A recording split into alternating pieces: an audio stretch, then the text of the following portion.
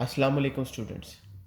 जैसे कि आपको पता है कि लैप्लास ट्रांसफॉर्म के अंदर अब डिफरेंट फंक्शन जो पीस वाइज कंटिन्यूस हैं और एक्सपोनेंशियल ऑर्डर के हैं, हम उनकी लैप्लास ट्रांसफॉर्म ले रहे हैं।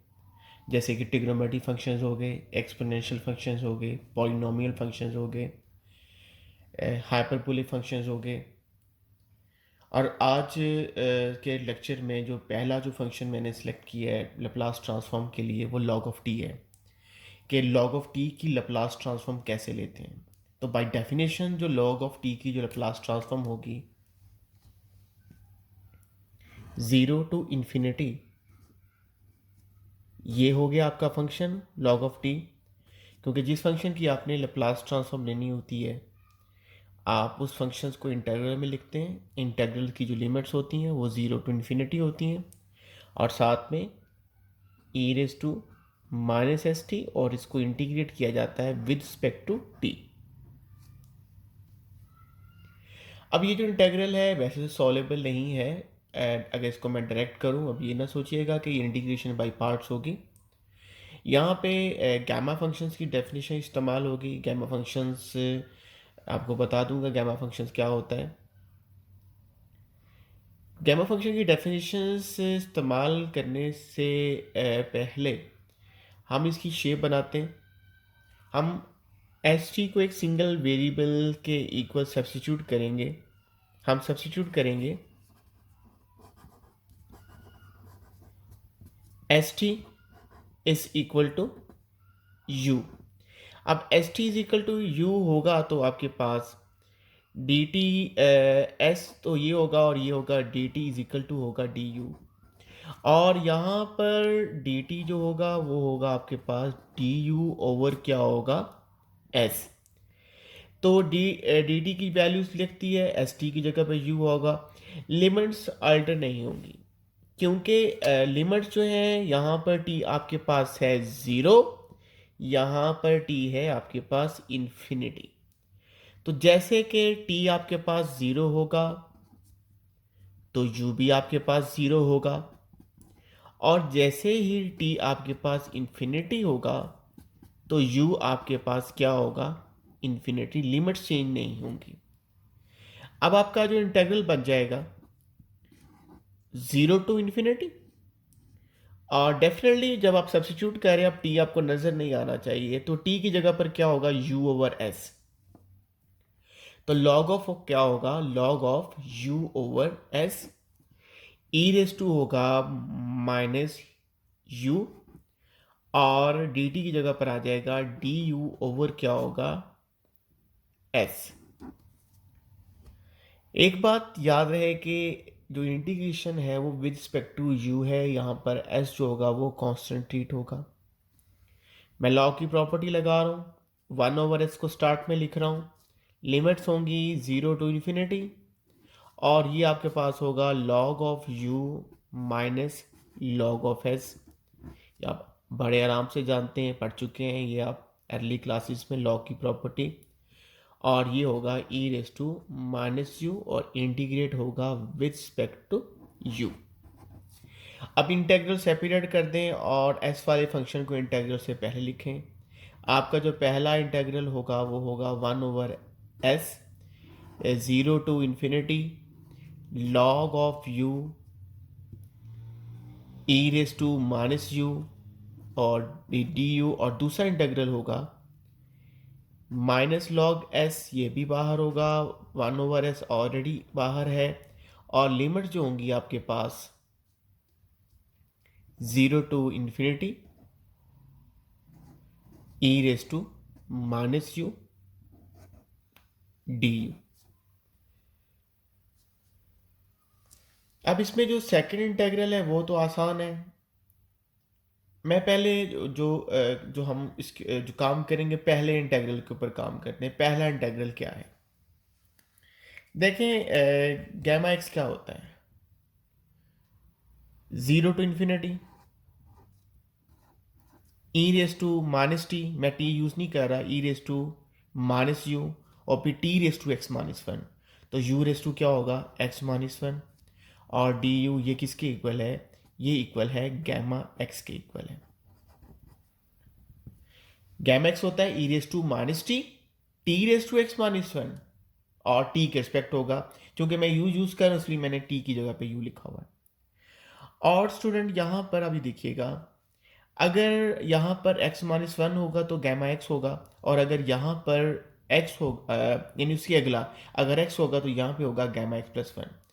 तो जो गैमा x प्लस वन होगा वो बेसिकली होगा 0 to infinity E raise to minus U raise to X D U, ये हो गया गैमा एक्स प्लस वन।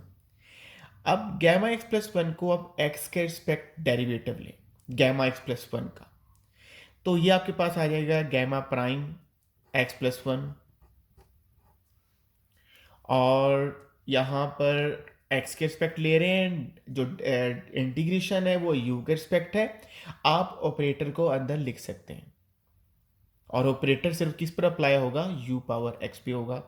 तो x के रिस्पेक्ट जब आप डेरिवेटिव को लोगे तो 0 raise to infinity e raise to minus U as it is रहेगा।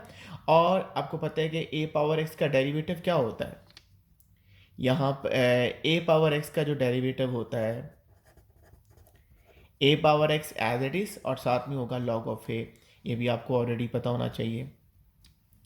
तो u पावर x का डेरिवेटिव x के रिस्पेक्ट क्या होगा, u power x as it is, और क्या होगा log ऑफ u होगा, और उसके बाद पार का डेरिवेटिव, पार आपके पास x है तो x का डेरिवेटिव x के रिस्पेक्ट 1 होगा, तो वो लिखने की ज़रूरत नहीं है, ये आपके पास होगा du। अब ये ऐसा करें कि यहाँ पर x की जगह पे 0 रिप्लेस करते हैं, जो गैमा डैश आपने निकाला है, जो गैमा डैश आपके पास 1 आपके पास क्या होगा 0 raise to infinity e raise to minus U. अब x की पावर x की जगह पे 0 है तो u रेज टू 0 क्या होगा 1, और साथ में क्या होगा log ऑफ u du। ये स्टूडेंट क्या किया, ये जो पहला इंटेग्रल है हमने इसकी वैल्यू निकाली है, log of integral from 0 to infinity, integral from 0 to infinity log of u e raise to minus U, log of u e raise to minus U, ये किसके बराबर है, ये गैमा प्राइम एट 1 के इक्वल है। तो इसकी जगह पर क्या आ जाएगा, तो पहला जो इंटेग्रल होगा वो स्टूडेंट्स आ जाएगा 1/s पहले से है, ये बनेगा gamma prime 1 minus log of s over s। अब उसके बाद हम काम करने लगे हैं, सेकेंड इंटेग्रल आसान है, ये होगा आपके पास e पावर माइनस यू का इंटीग्रेशन क्या होती है ई रेज टू माइनस यू, और आपके पास क्या होगा नीचे माइनस यू का डेरिवेटिव तो क्या होगा माइनस वन, तो ये प्लस हो जाएगा, और आपकी लिमिट्स क्या होंगी 0 टू इन्फिनिटी। अब इन्फिनिटी पे 0 होगा, और 0 पे ये आपके पास क्या होगा 0 पे आपके पास 1 होगा, तो आपका एंड रिजल्ट क्या आ जाएगा, एंड रिजल्ट आ जाएगा gamma prime at 1 over s, और ये माइनस का होगा साइन आएगा क्योंकि इन्फिनिटी पे 0 हो जाएगा, और माइनस वाली टर्म बचेगी 0 पे 1 होगा, तो बनेगा माइनस लॉग s ओवर क्या होगा s। Student this is the Laplace transform of log of t। हमारा जो न्यू टॉपिक है जो अगले लेक्चर में भी इस्तेमाल होगा और बहुत ज़्यादा इसका इस्तेमाल है, एक आपके आप पढ़ेंगे Laplace convolution theorem in Laplace transform, वो आप नहीं समझ सकते जब तक आप इस टॉपिक को अंडरस्टैंड ना कर लें।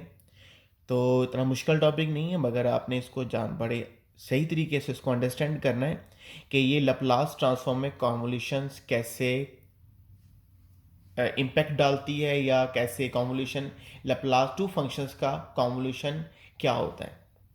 स्टूडेंट आपके पास टू फंक्शंस हैं, एक फंक्शन आपके पास f है और दूसरा फंक्शन आपके पास g है। ये कैसे फंक्शन है, ये आपके पास दोनों फंक्शन जो है this is the piecewise, ये पीस वाइज कंटिन्यूस है, और साथ ही में these are of exponential order, और ये साथ ही में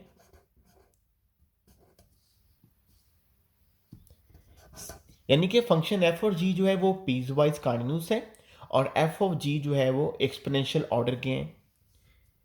और पीस वाइज के लिए आपको पता है इंटरवल क्या होता है, इंटरवल होता है 0 टू इन्फिनिटी। अब टू फंक्शन का कॉन्वोल्यूशंस आप कैसे डिनोट करते हैं? Convolution of F and G denoted by F asterisk G. और डिफाइन कैसे करते हैं एफ स्टैरिक जी है क्या चीज? एफ स्टैरिक जी बेसिकली एक इंटेग्रल है जिसकी लिमिट्स हैं 0 से टी, इन्फिनिटी नहीं, 0 से टी। और ये फंक्शन जो है एफ ऑफ टी है, दूसरा फंक्शन जी ऑफ टी है। तो आप एक नया वेरिएबल लेके आएंगे, तो आप इसको कैपिटल टी कह दें या टा कह दें, तो ये आपके पास होगा एफ ऑफ टा। टी को आप टा में रिप्लेस करेंगे और दूसरा जो फंक्शन होगा वो जी ऑफ टी माइनस टा होगा और इंटीग्रेट करेंगे विद रिस्पेक्ट टू टा। ये आपकी मर्जी है कि आप कोई भी फंक्शन टा में लिखेंगे और दूसरा फंक्शन टी माइनस टा में लिखेंगे, क्योंकि अभी थोड़ी देर बाद आपको यही बताऊंगा कि इसमें एफ स्टैरिक जी जो होता है बेसिकली इसमें कम्यूटेटिव प्रॉपर्टी होल्ड होती है। एफ स्टैरिक जी जो होता है वो जी स्टैरिक एफ के इक्वल होता है। पहले आप एफ स्टैरिक जी देख ले, एफ स्टैरिक जी क्या चीज है? एफ स्टैरिक जी है 0 to T integral F of tau G of T minus टा, और आपकी जो इंटीग्रेशन हो रही है वो विद रिस्पेक्ट टू टा हो रही है। अब क्यों ये कहा है कि आप किसी भी फंक्शन को टा में और किसी दूसरे फंक्शन को टी माइनस टा में लिख सकते हैं, ये देखिएगा। अगर आप ऐसा करें कि टी माइनस टा को आप ऐसा कर दें, कोई और नया वेरिएबल ले आए, आप ऐसा करते हैं इसको यू कह दें, तो यहां पर जो अंडर कंसिडरेशन वेरिएबल आपके पास टा है, तो यहां पर देखिएगा इसका जब डिफरेंशियल लेंगे ये होगा 0 माइनस क्या होगा डी टा इज इक्वल टू क्या होगा डी यू। सब्स्टिट्यूट कर दिया आपने। अब होगा क्या इस इंटीग्रल में, ये आपकी सब्स्टिट्यूशन है, यू सब्स्टिट्यूट टी माइनस टा इक्वल टू यू। लिमिट्स भी चेंज होंगी। ये लिमिट्स किसकी हैं? ये लिमिट्स टा की हैं। यहाँ पे टा 0 है और यहाँ पे टा क्या है? टी है, क्योंकि जिसके रिस्पेक्ट इंटीग्रेशन हो रही होती है लिमिट उसी की होती है, टी की तो नहीं है ये। टा यहाँ पे 0 है, टा यहाँ पे टी है। अब स्टूडेंट्स होगा ये कि टा अगर 0 है, इफ टा इज इक्वल टू 0, तो टा अगर 0 रखें यहाँ पर, तो u आपको क्या मिलेगा? तो आपको u की वैल्यू मिल जाएगी t। और अगर टा आपके पास t के इक्वल है तो t माइनस टी क्या होगा? तब u आपके पास क्या होगा? 0। लिमिट्स आपकी इंटरचेंज हो जाएंगी सब्स्टिट्यूशन करने के बाद। पहले लिमिट 0 से t है, अब आपकी लिमिट्स हो जाएंगी t to 0। This is a t to 0, और टा की जगह पर क्या आएगा? टा को उधर भेजें, u के तो लेके आए, तो टा होगा, टा की जगह पर आएगा t माइनस यू, और t माइनस टा क्या है? u, और ये बनेगा g ऑफ u। और डीटा किसके इक्वल है? डीटा इक्वल है माइनस डी यू, यहां पर आएगा माइनस डी यू। अब स्टूडेंट माइनस की वजह से लिमिट्स आपकी इंटरचेंज हो जाएंगी, नेगेटिव खत्म हो जाएगा, लिमिट्स होंगी 0 टू टी। और ये आप इसको बेशक पहले लिख दें, ये आपके पास है g ऑफ u, और ये एफ ऑफ क्या है? t माइनस यू, और इंटीग्रेशन किस पे एक्सपेक्ट है? D U. अब मेरे साथ अगर इसको पढ़ें, अगर मैं इसको ऐसे बोल दूं g ऑफ टा एफ ऑफ टी माइनस टा, तो ये क्या चीज़ है? ये एफ स्टेरिक जी है। अब कह सकते हैं कि एफ स्टेरिक जी अगर अगर बाई डेफिनेशन देखें तो अब इसको जी स्टेरिक एफ कहेंगे। और यहां से क्या चीज़ लगती है कि ये जी स्टेरिक एफ बेसिकली क्या होता है? एफ जी स्टेरिक जी बेसिकली क्या होता है? एफ स्टेरिक जी होता है। ये इसको मैं डिलीट कर रहा हूं, ये नहीं है, this is only G asterisk F. इसका मतलब है कि कॉन्वोल्यूशन लैप्लास ट्रांसफॉर्म में होती कैसे है? एफ स्टेरिक जी डिफाइन कैसे होती है? 0 to T F of tau G of T minus टा डी टा।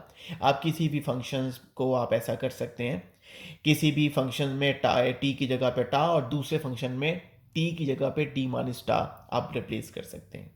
ये आपकी मर्जी है, या आप आगे जाके आपको समझ आएगी आपने किस फंक्शन में टी माइनस टा रखना है। जब हम लैप्लास ट्रांसफॉर्म से रिलेवेंट क्वेश्चंस करेंगे तो हम सिंपलेस्ट फंक्शंस के अंदर टी माइनस स्टार रिप्लेस किया करेंगे ताकि उनको डील करना आसान होगा। अगर एक कॉम्प्लिकेटेड फंक्शन है उसके अंदर अगर आप टी माइनस स्टार रिप्लेस कर देते हैं तो उसको डील करना मुश्किल हो जाएगा।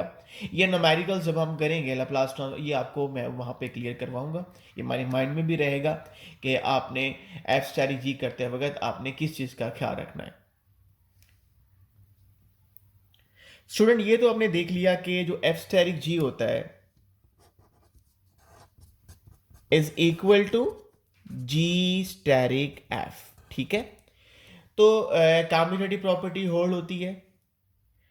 इसके अलावा ये प्रॉपर्टी बड़े इजीली प्रूफ कर सकते हैं आप लोग कि F static G plus H is equal to F static G plus F static H.